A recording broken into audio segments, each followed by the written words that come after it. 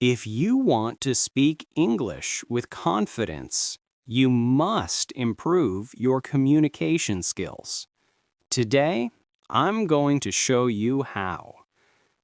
Hello, everyone. My name is Adam, and welcome to Speak English Fluently. Today, we're talking about how to improve communication skills in English, and I'm joined by Anna to explore this topic together. Before we begin, don't forget to like the video and subscribe to the channel. Hello, Adam, and hello, everyone. My name's Anna, and I'm really excited about this conversation. Communication is something every learner needs. So let's dive right in. So, let's start with the basics.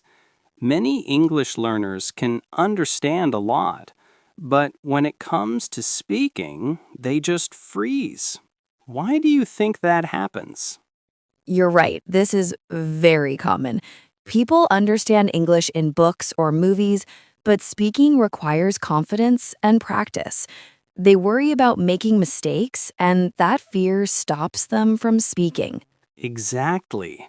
I always tell my students, it's okay to make mistakes.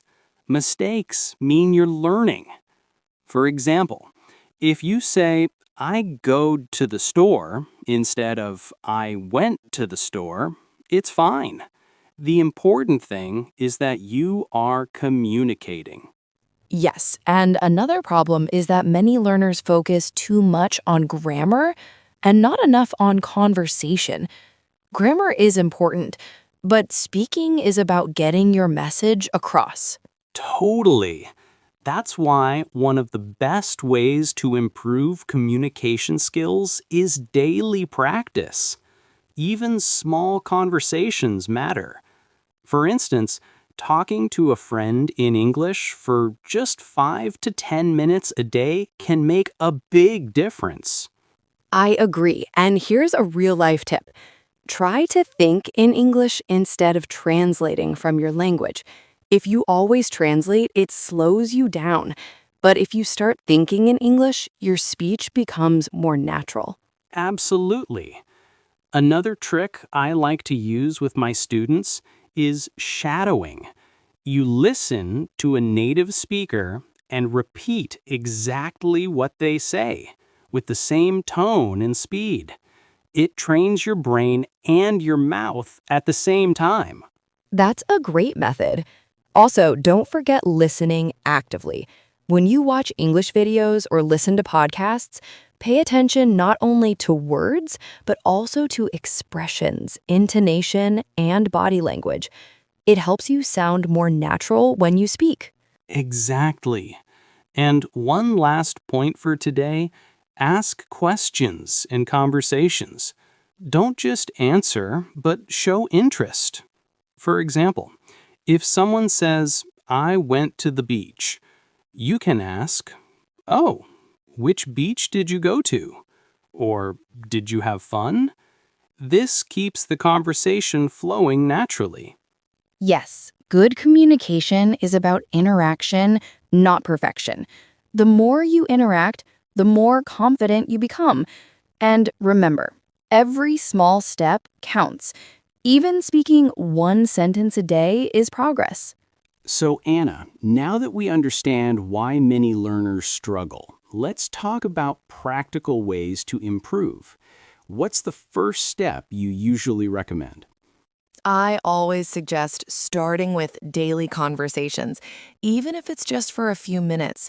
You can talk to a friend, a family member, or even yourself. For example, describe what you're doing. I'm making breakfast, or I'm going to the market. This builds fluency slowly. That's a good point. And another tip is to repeat phrases you hear in real life. For instance, if you watch a YouTube video and hear someone say, could you help me, please? Practice saying it several times until it feels natural. Yes, and don't forget role playing. Pretend you're in a real situation. For example, ordering food at a restaurant. Hi, "I'd like a burger, please." Or asking for directions. "Excuse me, how do I get to the train station?" It prepares your brain for real conversations. Exactly. And another thing I see often, learners try to use very difficult words all the time. That's not unnecessary. Simple words are enough to communicate effectively. For example, saying "I'm happy" is much better than trying to memorize "I'm elated" if you're not confident yet. Totally agree. And one more practical tip is record yourself. Talk about your day, a story, or even your opinion on a topic, and then listen to yourself. You'll notice mistakes and also see your progress over time. Yes, Anna. Also, try to mimic native speakers.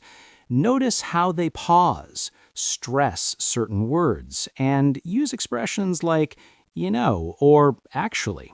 These small details make your English sound natural. Absolutely. And don't forget body language. Communication is not only words. Nodding, smiling, and gestures help convey your message, especially if you're nervous or still learning. Right. And here's something fun. Practice with short dialogues from movies or shows. Pause the scene and repeat the lines. It's like acting, and it makes speaking English enjoyable. Yes, that's very effective. And one last tip for today, don't worry about being perfect. The goal is to communicate. People will understand you even if your grammar isn't perfect, as long as your message is clear. Anna, now that we've talked about practical tips, let's focus on confidence.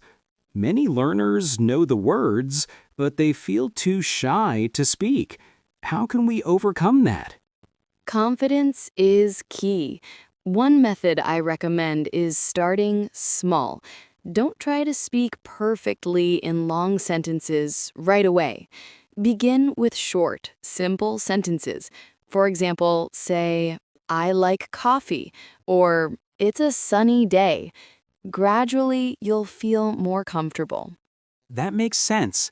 Another tip is speaking in front of a mirror.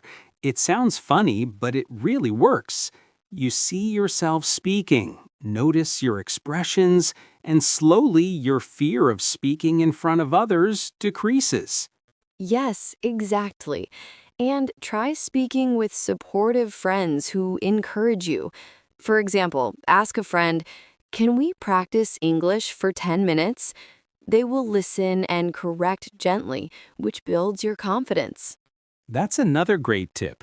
Set small daily goals, like today I will ask one question in English, or I will speak 3 sentences to my friend in English. Achieving these small goals gives you a sense of progress. Absolutely. And don't forget positive self talk. Instead of thinking, "I can't speak English," say, "I am learning and I will improve."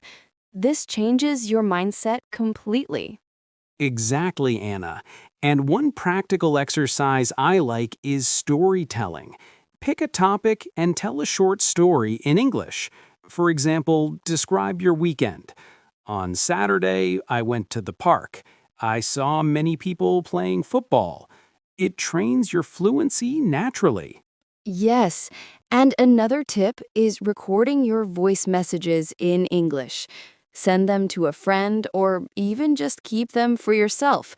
Later, listen and notice improvements.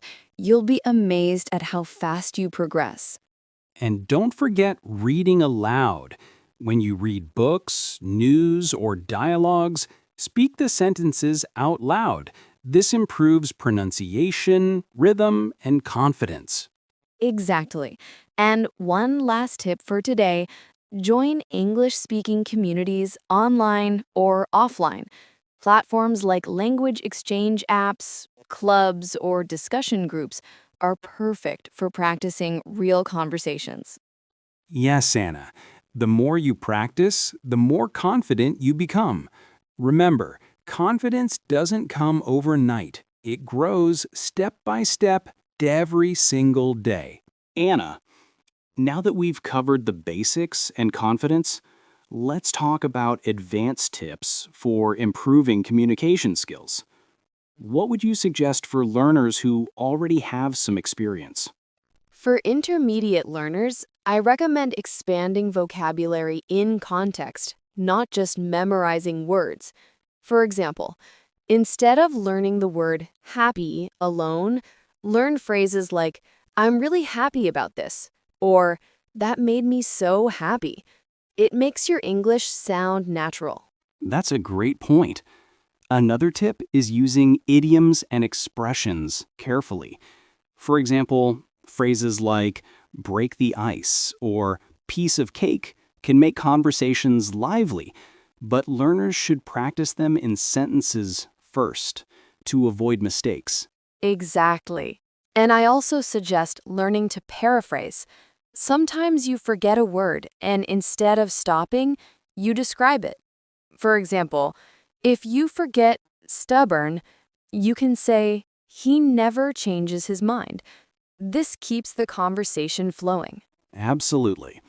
And let's not forget pronunciation and intonation. Even if your grammar is perfect, wrong pronunciation can make understanding difficult. Practice saying sentences with the same rhythm as native speakers. For example, I'm going to the market, with natural stress on the right words. Yes. And one more thing. Ask for feedback regularly. If you speak to someone fluent in English, ask them to correct small mistakes. For example, can you tell me if I said this correctly? Feedback is very powerful for improvement.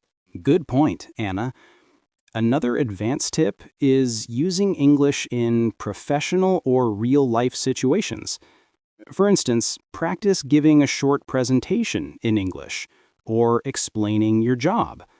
Even recording yourself explaining a topic for 2 to 3 minutes is excellent practice. Exactly. And one fun method is language challenges. For example, challenge yourself. Today, I will speak only in English for 1 hour. It might feel hard at first, but it boosts both fluency and confidence. Yes, and don't forget reading and summarizing. Read an article or a short story, then summarize it in English out loud. It improves comprehension, vocabulary, and speaking skills all at once. Absolutely, Adam. And the last tip I want to share today, immerse yourself in English as much as possible. Listen to podcasts, watch movies, read books, and try to think in English. The more you surround yourself with the language, the faster your communication skills improve. Exactly. Improvement takes time, but with these strategies, practice, and consistency, anyone can become a confident English speaker. Anna, now let's talk about real-life practice. How can learners take what they've learned and use it in their daily life? That's a great question. One way is talking to strangers in English, even for a few sentences. For example, ask a tourist for directions. Excuse me, can you tell me where the museum is? Small interactions like this build confidence over time. Absolutely. Another tip is joining online communities. Platforms like language exchange apps let you chat or call people in English from around the world. Even 10 to 15 minutes a day can make a huge difference. Yes, and don't forget group activities. If you have friends learning English, organize a small discussion group. You can pick a topic like my favorite hobby or a memorable trip and take turns talking. Good point. Another method is English journaling. Write short entries about your day or thoughts, then try reading them aloud. For example, today I went to the park and saw many beautiful flowers. It's simple, but very effective. Exactly. And here's another tip. Use English in your hobbies. If you like cooking, follow a recipe in English and describe what you're doing. If you like sports, watch English commentary and repeat phrases you hear. Yes, Anna. And another trick is practice thinking aloud in English. For instance, when you're planning your day, say it in English. First, I will make coffee. Then I will check my emails. It trains your brain to form sentences naturally. Absolutely. And don't forget listening and repeating conversations from movies or podcasts. Pause, repeat the sentences, and try to imitate the tone.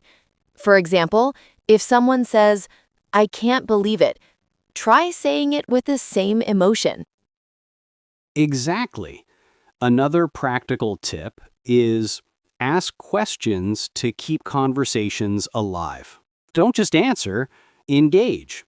For example, if someone says, "I went hiking yesterday," you can ask, "Where did you go hiking?" or "Did you enjoy it?" Yes, Adam. And finally, track your progress. Record yourself once a week, listen and notice improvements. Celebrate small wins. Even speaking a few sentences without hesitation is progress. Totally agree, Anna. Real-life practice, consistency, and interaction are the keys to becoming a confident English speaker. Every small effort counts. Anna, now that we've discussed practicing in real life, let's talk about common challenges learners face. What do you think is the biggest obstacle? I think the biggest challenge is fear of making mistakes. Many learners are afraid others will judge them, so they don't speak at all. Exactly. And I always tell my students, mistakes are proof that you're learning. For example, saying, "I goed to the store" is okay. The important thing is to communicate. Yes, and another challenge is slow thinking. Sometimes learners know the words, but can't form sentences quickly.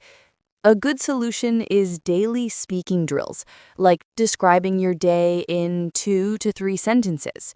It trains your brain to think in English faster. Absolutely. And some learners worry too much about grammar. While grammar is important, communication is the priority. People will understand you even if your sentences aren't perfect, as long as your meaning is clear. Right. Another common issue is limited vocabulary. I suggest learners keep a small notebook or phone note to write down useful words and phrases. Then try to use them in conversations. For example, if you learn the phrase, "That sounds interesting," use it when talking with friends. Exactly, Anna. And don't forget consistency. Even 10 to 15 minutes of English practice every day is better than 1 hour once a week. Small, regular steps lead to big improvements over time. Yes, and another tip is self-correction. After speaking, think, "What did I say well? What can I improve?" This reflection helps you notice mistakes and avoid repeating them. Absolutely. And finally, learners should immerse themselves in English as much as possible. Listen to podcasts, watch movies, read short articles, and try to think in English instead of translating. The more you expose yourself to the language, the easier communication becomes. Exactly. Overcoming these challenges takes patience, but with practice, learners can gain fluency and confidence. Every effort counts, and even small improvements are victories. So, Anna, to wrap up, what's the most important thing for our listeners to remember?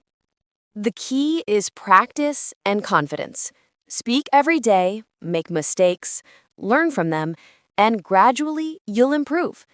Don't be afraid to interact and use English in real life.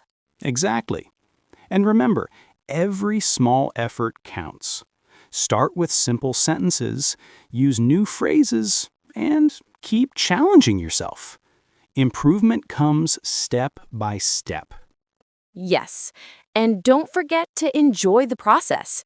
Speak English, have fun, and celebrate every small victory. Thank you for joining us today. If you enjoyed this conversation, don't forget to like the video, subscribe to Speak English Fluently, and leave a comment about which tip you'll try first. See you next time, and keep speaking English confidently.